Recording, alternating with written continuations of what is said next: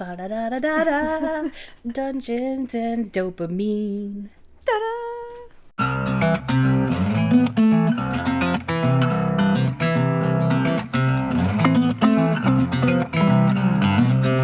Hi, welcome to episode 29 of Dungeons and Dopamine. I'm Jess. I'm Bree. We're here for you. Surprise! Only you. This episode is our musical episode where Jessica sings the entire time.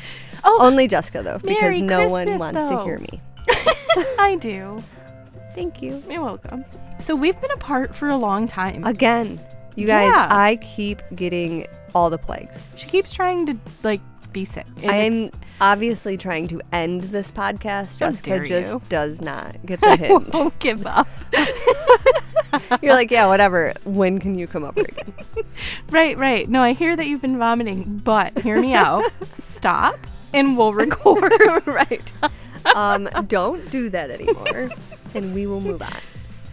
Yeah. So I got more plagues. All the and plagues. Now we're here. How And many plagues are there for Egypt? 9? Something. probably. I know I I must watched be that on movie. 7. Yeah. There are a whole bunch of turkeys in your backfield right now. I hope that makes it through editing. That really just ties up this whole episode. I'm not sure it can get any better than that. Except that it is our Christmas episode, as Christmas you episode. tried to mention, and I completely talked right over you. Let me sing it and see if you'll listen. Feliz Navidad. Thank you for going with that one. Hey. We support all cultures here. Yes. Dreidel. I made you out of wood. Yes. I don't Wait. think that's how it goes. I sorry think for that's snapping. actually like how Is that- Cartman sings it in South Park. I was saying, is that like an Adam Sandler song or something? Yeah, you're right. There is a Adam Sandler dreidel song. Because We he's support Jewish. all cultures. Oh my gosh. Oh. 2 hours later. Damn it, Pete. Damn it, Pete. Okay, so. I hope you leave just that part in.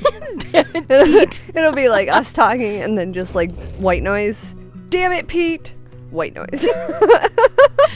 So we were having a conversation before the dogs barked. We sure were. And we I were don't in remember the what middle it was. of it. We're absolutely in the middle of something. Shoot. I don't remember what it was, but hi everybody. Welcome back. The dogs barked and we lost several minutes of filming time, recording maybe time. we were just talking about stuff that wouldn't make it on anyway. Maybe. Who knows? Who knows? So anyway, I We're hope great at this. if you wanted the end of whatever story we may or may not have been telling, that someday we can give that to you. I will wake up in the middle of the night tonight and be like, oh no. We'll be recording another episode and remember. In the middle. In the middle of one of our topics, we'll be like, oh, I remembered. So anyway, Feliz Navidad. It's Christmas, baby. And we accept all cultures. That is absolutely fact. And dreidels. Maybe we say Merry Christmas and Happy Holidays. Happy Solstice. Happy solstice. Happy Hanukkah. Happy... Kwanzaa. Yeah, I was just about to say that. You thief. Sorry? You were about to be like, great minds. And I'm like, you thief. You ruined it. How dare you take this from me? So, I will have a large list of holidays that can be celebrated around this time of year at the end of my topic. nice. Actually. However, we had this nice streak of me being all happy and uplifting. It's done. There were whales and dolphins and belugas. As it should be. And now that's over. Because we're going back to Folklore! Yay! Ba-ba-ba! Folklore. Folklore. Yeah, my apologies. I'm an idiot. I'm going to invent a whole new genre of writing, and it's going to be called folklore. And I don't know the clever twist that it'll have. Can we yet. please? Can it be the story about a traveling fork who runs into all these mythical folklore creatures? It sure can. Because that's the only folklore I will accept. Do you think Disney will sue us because it'll look like Forky or No. Sporky or whatever his name So was? I picture a silver fork, Which is way better than the garbage fork. and he'll change color as he, ages, because that's what silver do. And we have to be, Completely accurate. yeah, I mean, otherwise this will just be silly. be a ridiculous story of a fork running into folklore. I love us. I'm a fan. Mm-hmm. So, give me some folklore. That was me doing a fan. The snake is back. You really have to get these snakes out of your attic. Why are there so many mother effing snakes in this mother effing bathroom? That's right, we are in a bath. We're recording in a bathroom that is not yet a bathroom. Hopefully we don't have to record in here when it is a bathroom. Somehow it'll turn out the acoustics in this upstairs are only good in the bathroom. Right here in the bathroom. If we try to record anywhere else, I'll end up sounding like I'm back in the closet. Carly will be The like, can you microphone guys closet." please get out of my bathroom? I need to get ready for whatever she's going to be doing because she's cooler than me. By then, we will be professional podcasters. Right. And we'll have a studio with my cow. Or... This is No, you're right. That's just exactly where I was going with that. Yeah, it's a cow studio. I am so excited about our cow studio. That sounds like movies, though. I know, but We're going to have to... studio sounded bad. True. So I had to go. We're just going to have to move into video, I guess. Yeah. No more podcasting. We are now vloggers. We'll do both. People will want to see the cow that I purchased from the Indiana Zoo. I'm sure she'll live forever. Yeah. That's what they do. Yeah. I have to go home now. It's probably better that way. I have good news. I Oh, have yay. great dopamine, you guys. It's not official because there is one more doctor's appointment. But my dad is pretty much cleared. Woohoo! There are no more cancer treatments in our immediate future. There is no sign of cancer on his scans. And for the first time in literally 3 years, my dad does not have to think about the next time he goes to chemo. I'm gonna cry. I knew you would. He called me today. He had he had one of his final appointments today, and he was gonna let his wife, my stepmom, call and give me the whole update because she's better at that than he is. But he had to call me just because he wanted to celebrate, and it was adorable. Oh my gosh. And I'm just so happy. We were so close. He was within 2 treatments of finishing his 3-year-long chemo from the lymphoma, and we found out he had a different type of cancer. And it's super rare, right? Yeah, Like a of super course. weird one. Because it can never just be a normal thing. I mean, there's like Dave. Dad. Other dad. Let me talk to you for a second. There are so many other ways to get attention. Please start using those. Right. I'm real tired of this. I am done crying. Thank you. That is our TED Talk. I mean, even his lymphoma was like a rare type of lymphoma. He's gotta be special. All the time. I'm over it. That's Quit it, amazing. Dave. I can't wait to hear, because his next doctor's appointment is going to be the same thing, and then we can freaking celebrate. Yes. And the appointment won't be before Christmas, unfortunately, because he also had the plague. But Jeez, yeah, that's we right. are fully intending to celebrate this year in a way that we have not been able to since before COVID, since 2019. I am so happy. I'm not crying. You're crying. I'm not even crying. And This is how you end up feeling like a heartless, soulless person. You just be friends with Jessica, who cries all the time about all the things, and you don't cry about anything. You have, I have and cried. you will, and this first time I'm hearing this, and it just makes me happy. Yes. He needs the win, and Yes. he finally got You it. finally got it.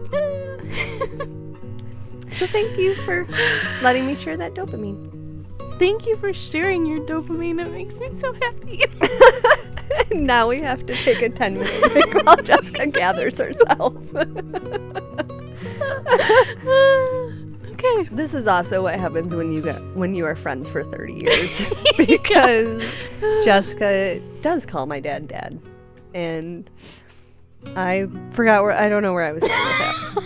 But our parents... We made eye contact and your mind went blank. I was like, I am going to cry. I got wetness leaping down my face. Okay. I'm going to pull myself together. And then I'm going to talk about something I'm that going to doesn't... talk about creepy Guys, things. this is why I don't talk about anything else. Murders and, any of this stuff I can do. Talk about something that makes me happy or sad, and I'm a mess. And that's the real reason Jessica always talks about creepy things. It's the only way to keep her on topic. So, I've got it together. Right. I'm a little sniffly now. I'm going to tell you guys about some folklore around the world for Christmas or for the holidays.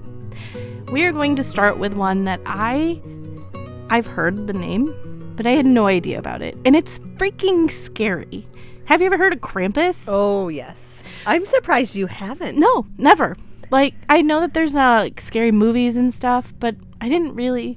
And then I think of that episode, the episode of Futurama where When Santa has become a bad guy. he's a robot that just kills people. Yep. But yeah, Krampus, and he's pretty old. They believe he started in the 6th or 7th century. He's from the eastern and central Alpine region of Europe. That really doesn't help me at all. I'd have Oh to my gosh, Google thank it. you. In my brain, I was just thinking, that probably helps some people. That does not make any sense to me. No, and I don't know where it means, but he's there, and they Yeah. believe. Good old Europe. Exactly. That good eastern central Alpine region.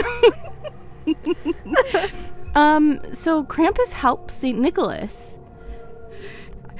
But I put that in quotation marks because his help is really horrible. Let's be frank. Let's be us. But let's talk about Frank. So while St. Nicholas rewards good children with things like oranges and nuts and happiness and toys, Krampus beats the naughty kids with a birch rod. Damn it, Krampus. You and your birch rod. Why do you gotta ruin all the nice things? And while St. Nicholas is like an old jolly man with a belly full of jelly or made of jelly or something that jiggles like jelly and a big fancy white beard, Krampus is a horned devilish figure with a tail and a tongue that lolls out of his mouth. Is he kind of goaty? Yes. I feel like he's kind of like a goat. He's often portrayed with cloven hooves, horns, the tongue, and he has fangs. Is that why his tongue has to hang out of his mouth? Maybe. I feel like I would bite my tongue more if I had fangs and it hung out of my mouth. So What you can't see is Jessica and I trying it. Oh, we're adorable. That'll be on the TikTok later. So he carries chains and sometimes a bag. Sometimes he uses his bag to scoop up naughty children, take them away, and either drown them or bring them to hell. What kind of parent do you have to be to be like, yeah, Santa might bring you presents if you're good. But if you're bad, I'm going to call Krampus. He's going to drag gonna you down. beat you with a birch rod and then stuff you in a sack and drag you to hell. My kid would stop sleeping in her own room. Right? Connor would stop doing anything. He'd just be like, whatever it takes, Mom. Whatever it takes. So he's thought to come, the word Krampus is thought to come from Bavarian, Krampen, meaning dead, rotten, or from German, Kramp or Krampen, meaning claw. So like dead claw or rotten claw. Merry Christmas, rotten claw. Such a pleasant tale to tell around the dinner table. A holly at jolly Christmas. holidays. In the 1950s, the government thought Krampus might damage children's psyche. What? And they handed out flyers to warn people.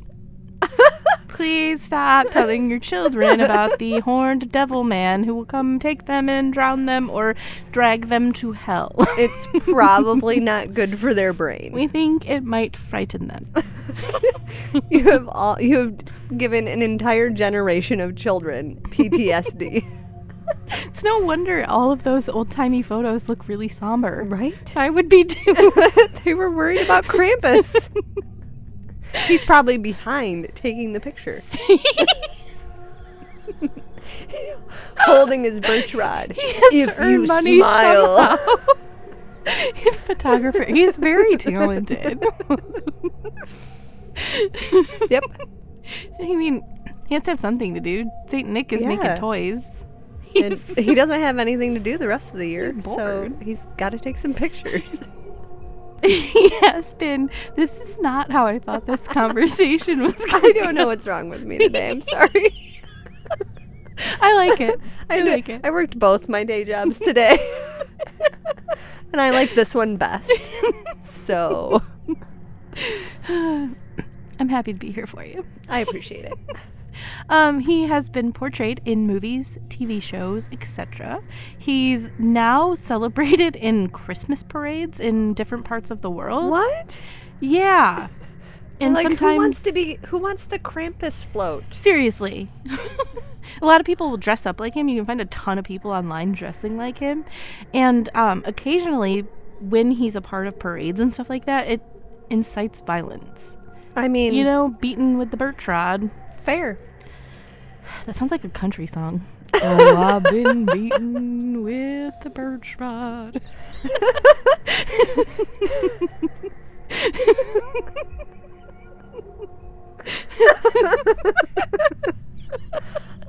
Someday, I'm going to learn how to edit. And I'm going to go through all of our episodes and just pull out the clips of you singing.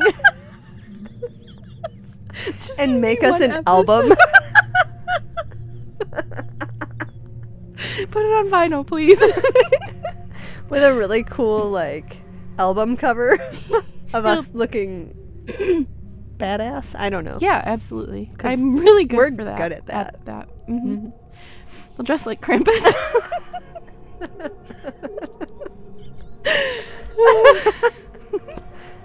All right, so the next one I picked specifically because this is something I have been seeing my entire life.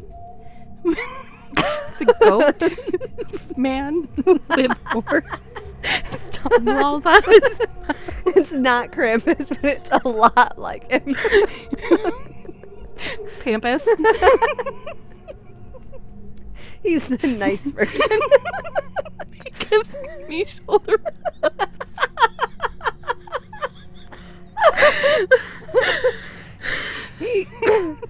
He visits the moms and tells them good job for making it through another holiday season.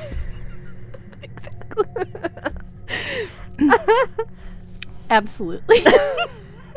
My favorite one. Crying again, but this time for a different reason.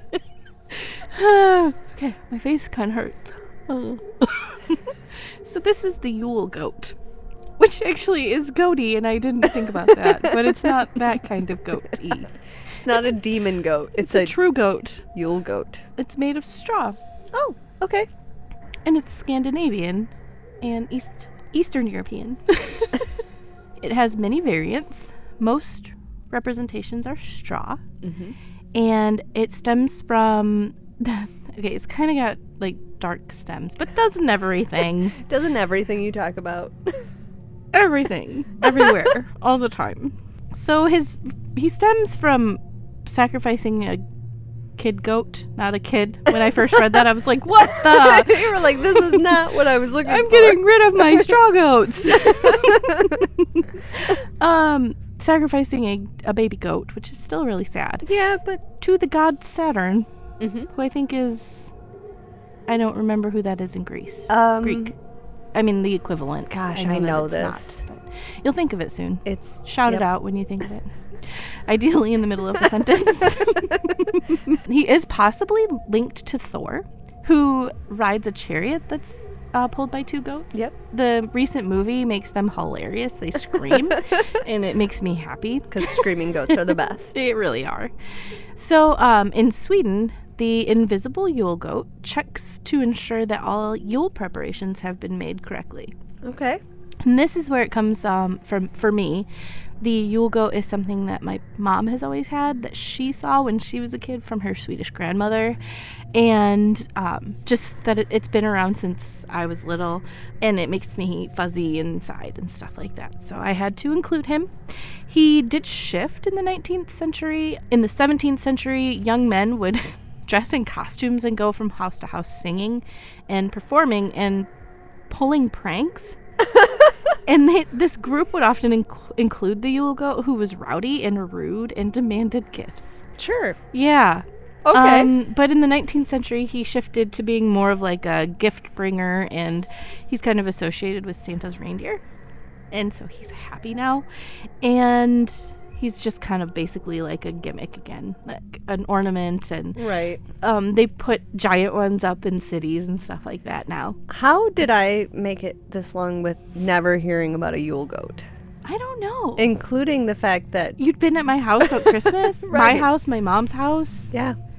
No clue. Never heard of it. I guess it's just because at our houses, it's just an ornament. Right. It's not like you would have brought me in and been like, look at this! The Yule goat brought me this present. Right. It's a birch rod.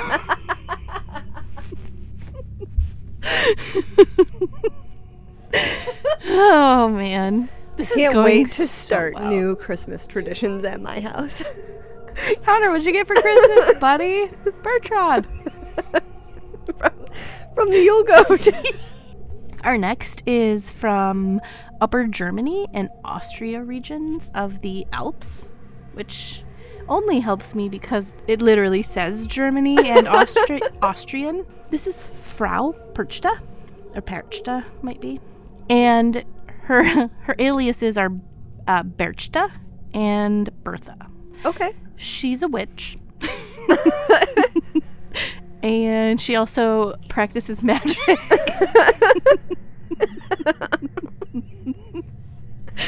Oh, boy. This whole episode is terrible. Welcome to Dungeons and Dopamine. Where we just say words and then laugh. Oh my gosh. I want that to be our new tagline. We say words and laugh. And the points don't matter. Yep. So she is depicted with witchy features like a beaked nose, and often dressed in rags. She carries a long knife under her shirt. She goes to homes the 12 days after Christmas, and she would reward well-behaved children with a silver coin. Oh, that's nice of her. It's so nice until you're not a good kid, and then she splits you open and stuffs you with straw and stones. She might also slit open your belly, stuff that with straw, if you ate something on the night of her feast day, other than the traditional meal of fish and gruel. No biggie. She sounds awful. She's a witch. How else did I start this off? Are you even listening? Okay, nope. I'll ask this at the end of your folklores. Do you purposely try to ruin my life? Yes. Do you just Google weirdest things ever? This one was literally like Christmas folklore. And I guess I've never considered any Christmas folklore besides like Santa. Yeah. Who would be our and our the Yule folklore. Cat. We talked Sure, about the Yule we Cat talked before. about the Yule Cat. It comes up a little bit in this. I could have talked about it more. Interesting. Interesting. Very interesting. Would also like to tell you now about the Yule lads. Okay. These are also Icelandic. Seems like a lot of holiday traditions or a lot of holiday folklore comes from like Icelandic and Scandinavian. Okay. And I don't know if that just had to do with their culture or what. But the Yule lads, they're Icelandic. They take turns visiting children on the 13 nights that lead up to Christmas. You put your shoes on the windowsill, and if you were a good kid, you'd get candy. If you were a bad kid, you get rotten potatoes. They all have a name. These have changed throughout time, but this is their names as of right now. So, Sheepcoat Clod. He tries to suckle ewes in the farmer's sheep sheds. He's weird. Yep. Gullygawk. He steals foam from the buckets of cow milk. Okay. He can have it. He can have it. Stubby. That's me. He's short and steals food from frying pans. I mean, do like a good Like fried a good potato? Like a good frying pan. Yeah. This one is hella mysterious. His name is Spoonlicker. And he likes spoons. Pot scraper or pot licker. He goes by either. He steals unwashed pots and licks them clean. He sounds helpful, at least. Yeah, right? Gross, but yeah. helpful. You might have to pop that in the dishwasher when he's done, but bowl licker does the same. He steals bowls of food from under the bed, which apparently What are they doing in these other countries? Apparently back in the day, in old days, Icelanders used to sometimes store bowls of food under their beds. Sure. Sounds like a normal thing to do. There's door slammer. He stomps around and slams doors, keeping everyone awake. Skyr gobbler. He eats up all the Icelandic yogurt, which is called skyr. And I'm probably saying that wrong. I'm probably Americanizing it. Sausage swiper. He loves stolen sausages. Window peeper. He sounds creepy, too. Yeah, and I mean, he does exactly what it sounds like. And sometimes he steals from you. I mean, How that just rude. sounds like some guy trying to get away with peeping in people's windows. He was like, no, I'm window I'm peeper. a Yule lad. Ooh. Door sniffer. No. He has a huge nose and an insatiable appetite for stolen baked goods. Meat hook. And will snatch up any meat, especially smoked lamb. And candlebeggar, who steals candles. Huh. They're kind of cute and just mischievous now. Yeah. I mean, they don't strike fear into my heart, except for maybe Window Peeper. But they used to be really terrifying and pretty evil. They are sons of the woman who owns the Yule Cat. Oh. And she is Gryla, or Grilla Growler. She's Icelandic as well. Must have something against Christmas. She must. She's an ugly ogre and mom to the Yule lads and to the Yule Cat. All of her stories differ a little bit, but she's a mischievous boogeyman or a child eater. Oh. I mean, not much difference there. Not at all. She will steal the children away in a sack and bring them home to cook them alive in a stew. Sorry, there is a poem that I'm going to try to read to you, but I'm Yes. skipping it because we all know how my stubby poem went. Making sure there's no German words in there. No German cities. Exactly. One of the poems is, "Here comes Grilla down the field with 15 tails on her." Another poem says, "Down comes Grilla from the outer fields with 40 tails, a bag on her back, a sword, knife in her hand, coming to carve out the stomachs of children who cry for meat for Lent." It's a really bad poem. It's not whimsical at all. She also does eat her very first husband. She's still really strong in Icelandic culture to the point where kids will cry still when you talk Really? about her. So absolutely. I mean, she's terrifying, but like we know logically that anyway. As time has passed, like much folklore, I mean fairies and things like that, it's all become much more family friendly. Mm-hmm. And kind of Santa-y and more fun and silly and Like playful. the Yule Cat changed Yeah. from what they like murder people if they Yep. don't get clothes for Christmas To they like eating their treats Yeah. and stuff like that. Yeah. And then one thing that is not folklore at all, but I thought was a really fun thing that I should share is that in Japan on Christmas Day, you're supposed to eat KFC. It's not like a rule that you have to, but that is But you their should. like their Christmas feast is KFC. that's amazing. I know, right? And that's my Christmas folklore. It probably took a little longer than it should have. Because Brienne cannot keep her mouth shut today. And I can't stop laughing. Do we in our culture, the United States, can you think of any scary Christmas? Like we tell kids they have to be good or Santa won't bring them gifts.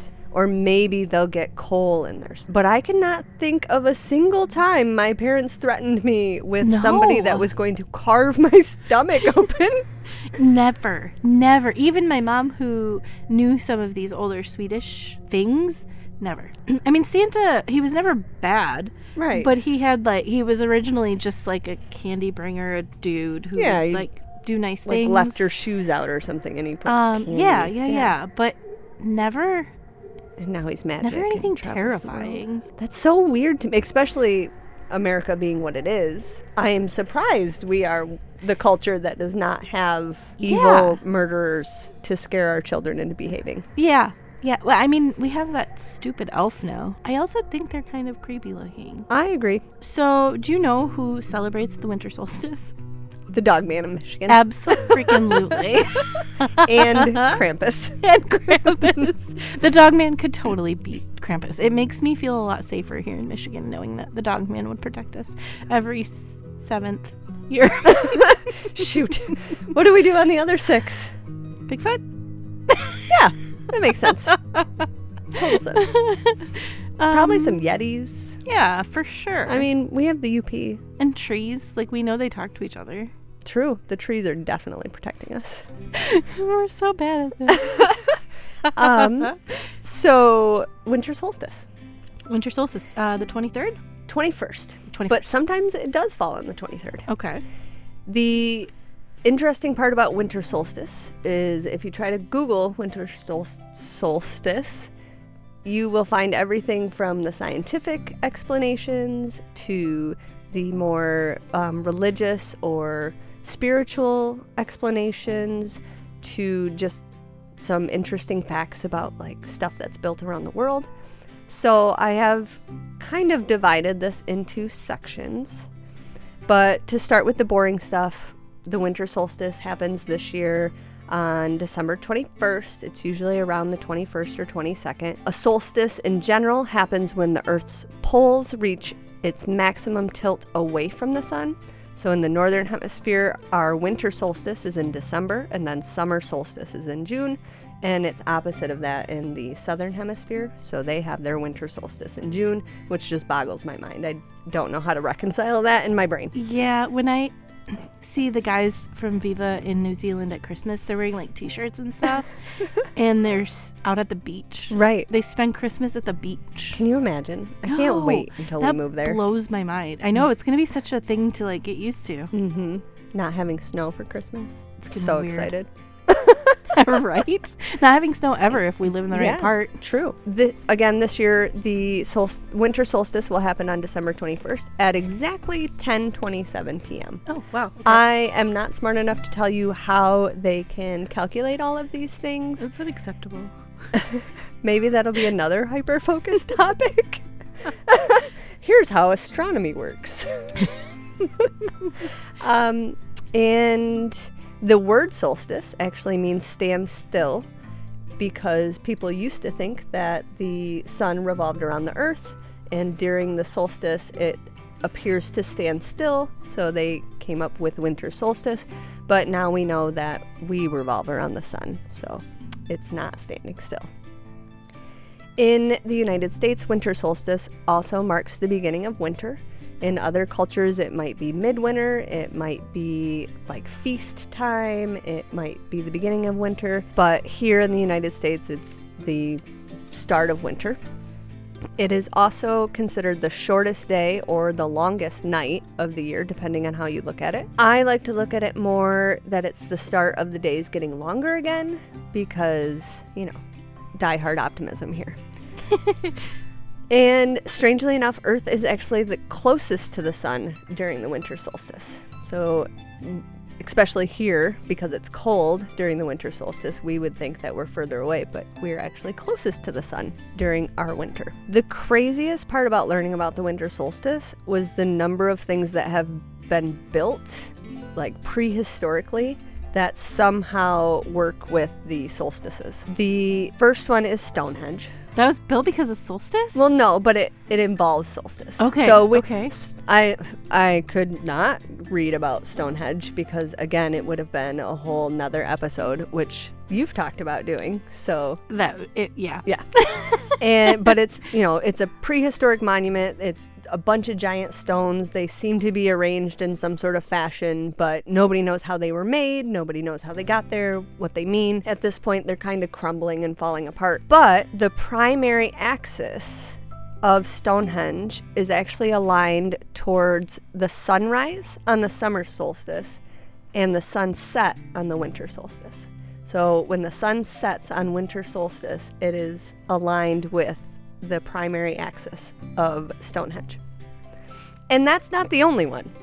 There is also something in Ireland called Newgrange, which is another prehistoric monument. It was actually built or ended up there before Stonehenge. It's basically a giant round, they call it, what did they call it? A passage tomb. So there's all these different tombs in there, and there's like passages through. Kind of in my brain reminded me of like a mummy's tomb. Yeah, I don't think of good things when I think of it. Right.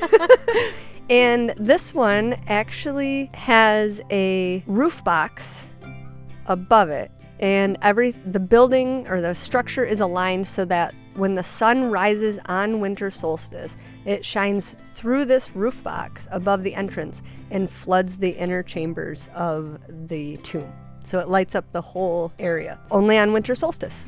That article also mentioned that there were several other of these passage tombs that exist in Ireland that are set up to align with solstices. There is, in Germany, a Neolithic site. It's called the Neolithic site of the Gossick Circle. And this is just a very old, large ditch, circular ditch, that has two fence structures in the middle that circle each other. Picture they were made of like small trees or branches, not like fence posts or picket fence or anything like that.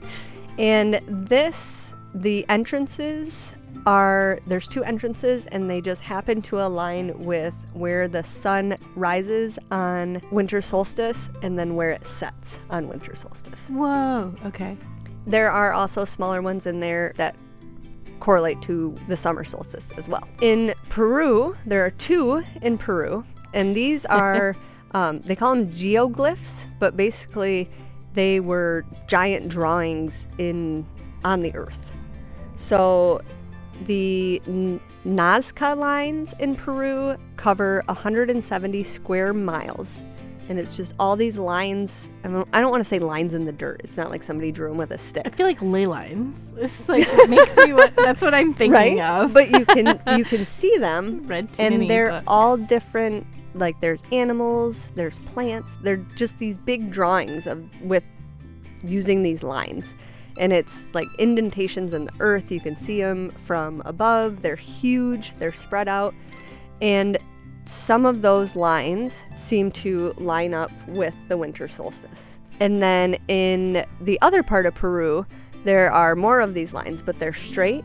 And 2 of them seem to line up perfectly to frame a pyramid and the setting sun on at the time of the winter solstice. And then the last one, there's even one in Michigan, in the United States. I'm so excited. We were going. At Chaco Canyon in New Mexico, there's a petroglyph called the sun dagger, and it just happens that the sun strikes that particular sun dagger petroglyph on the solstices. So only on winter solstice and summer solstice. That's so weird.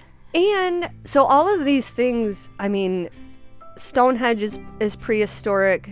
They say the Nazca lines in Peru were like 200 BC to 500 AD. If I don't even know how to explain how scientists are measuring when the solstice is and how it's going to hit and the direction of the earth, how were they creating structures in prehistoric times that just magically happened to line up? And who realized these things? Who was sitting at Stonehenge Right. on the winter solstice? It was like, oh, did you notice that? Look at how that lines up. I'm going to troll people so hard. Check this out.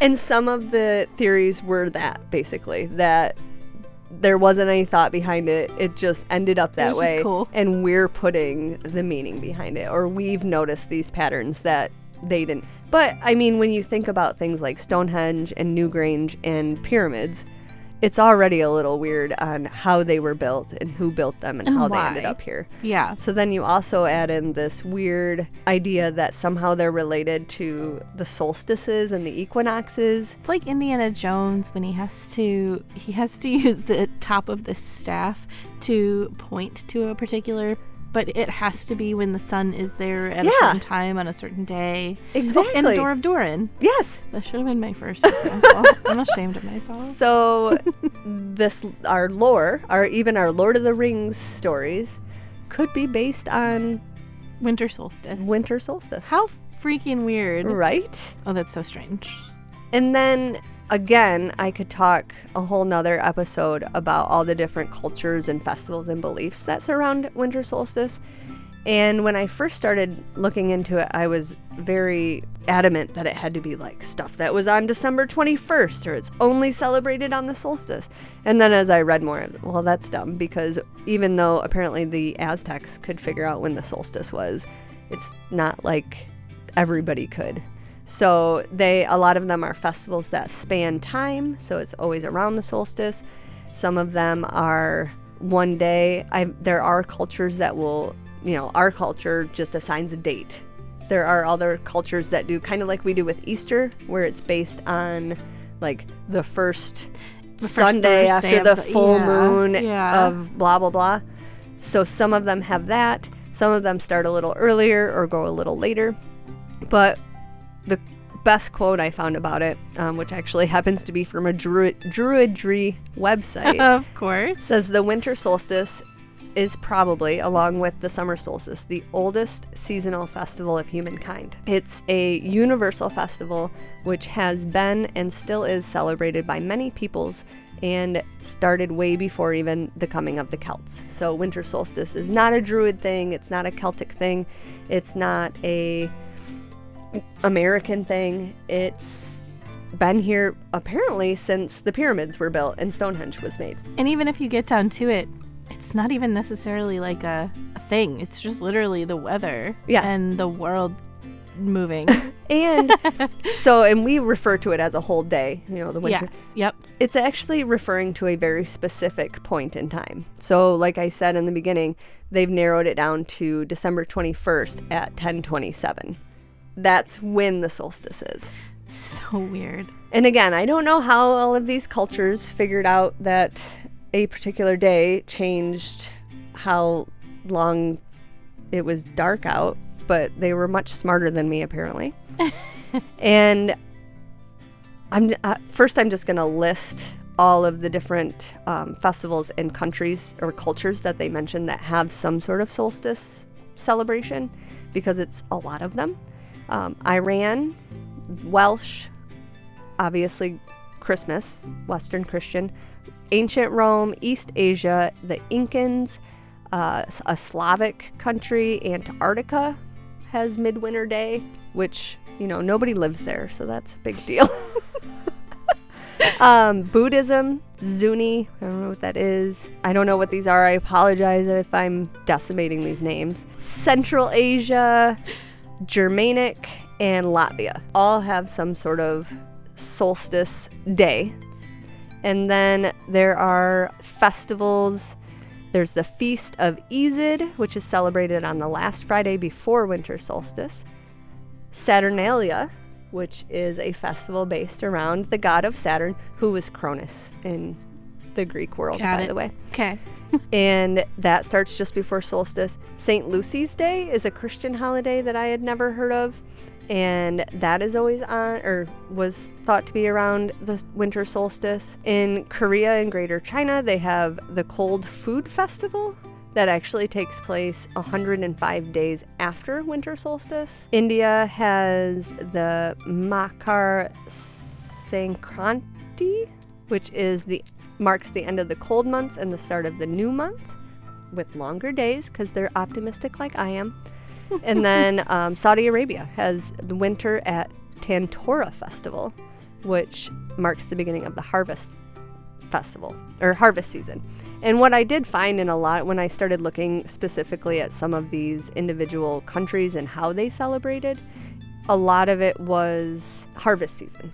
So, especially back in the day before refrigerators and things like that, the winter solstice marked when it started to get cold, when it started to freeze, and a lot of people or cultures would slaughter a lot of their animals at that time because they're going into the winter. They don't want to have to feed them all winter. They're there to feed the humans. Yep. So around this time, there was always a lot of fresh meat and feasts and festivals, because they were getting ready to basically hunker down and live out the rest of... They were partying before they had to get boring for a winter. Some of the different cultural things that I thought were cool for winter solstice, they might exchange small gifts, but it would be like fruit and nuts. And I think it's in Iran, they all gather at one house, and then they stay up all night reading poems and sharing good memories, because there are some negative, angry things related to the solstice. So they are staying up all night to make sure they don't get eaten. Krampus? It wasn't Krampus, but it was something like Krampus. The Dongzhi Festival, or Winter Solstice Festival in China. So they believe, obviously, if you know anything about their culture, they focus a lot about balance, so yin and yang, and keeping everything in harmony, and this festival focuses on that. And I did find that in a lot of other cultures as well, that it was either about balance or like the rebirth. So, things coming to an end and then starting anew, especially with the traditional New Year starting January 1st, it was a good time to kind of shrug everything off and start anew. But yeah, that's the winter solstice. Oh, so, all right. I thought, I could get into the spiritual part of it, but once I got into it and realized it was so vast and so broad, and there were so many cultures, there was just no way to be able to cover all of them. Very cool. Yeah. I would love to go see some of the places where it lines up, I guess you could say. We're going to have to start taking some solstice vacations to go. Yeah. Stonehenge has a whole, because somehow, relating back to the Celtic religion, which somehow moved from like Celtic Druidry, which does exist now, but doesn't, because the thing about Druids is they never wrote anything down. They had really good memories and they memorized everything. I But could not have been a then druid. when they were basically eradicated, all of that history was lost. So anything that is druid now or druidry related is kind of made up from what they can guess from the historical stuff that is left, and then somehow became ingrained in a lot of like pagan or Wiccan rituals. So Stonehenge actually became like a religious place for pagans and druids and Wiccans. So on the solstices, they have big festivals at Stonehenge. And there was drama because it's like this national landmark, and all of these weirdos. Because especially back then, if you were practicing Wicca or paganism or druidry, you were definitely thought of as a weirdo. They tried to ban that, so nobody could do that. And then the weirdos actually won because they went back and said, hey, this is our religion. Like, you guys get churches, you guys get all of this. This is our religious place. So now they have festivals on the solstices every year. And people dress as Krampus in some of them too. I'm not going to any festivals. No Stonehenge festivals. Unless I can have my own Birch rod to fight back. Maybe they just hand them out when you get there. Here's your horns. Here's your Birch rod. And your Birch rod. Cloven hooves are optional, but they're over there. I would suggest you test them out because they're not super comfy. Thank you. We could run this festival. Look. Oh, that felt nice coming out. Look. Look. It's been so long. Well, Merry Christmas, everyone. Merry I'm Christmas. super excited Happy for Christmas. Solstice. Happy solstice. Happy holidays. Happy Kwanzaa. All the I things. believe right now is already Hanukkah happening. So, happy everything. Everything. Happy things. What a good time of year. Yeah, I like it.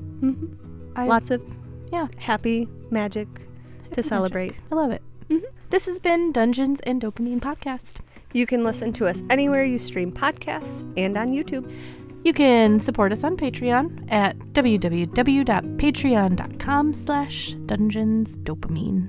You can also find us on Facebook, TikTok, Twitter, Instagram, and sometimes Reddit. You can find us there. Can't promise you anything else, but you can find us If there. you speak to us, maybe we'll speak. Absolutely, guys. Come on. You can reach out to us on any of those, and I would encourage you to. Please. Highly. Otherwise, I just have to keep talking to Jessica. This is torture, guys. You can also email us at dungeonsdopamine@yahoo.com. Dungeons and Dopamine is edited and published by Argyle Pigeon Productions. All right, that's it. Thank you. We love you. Okay, bye.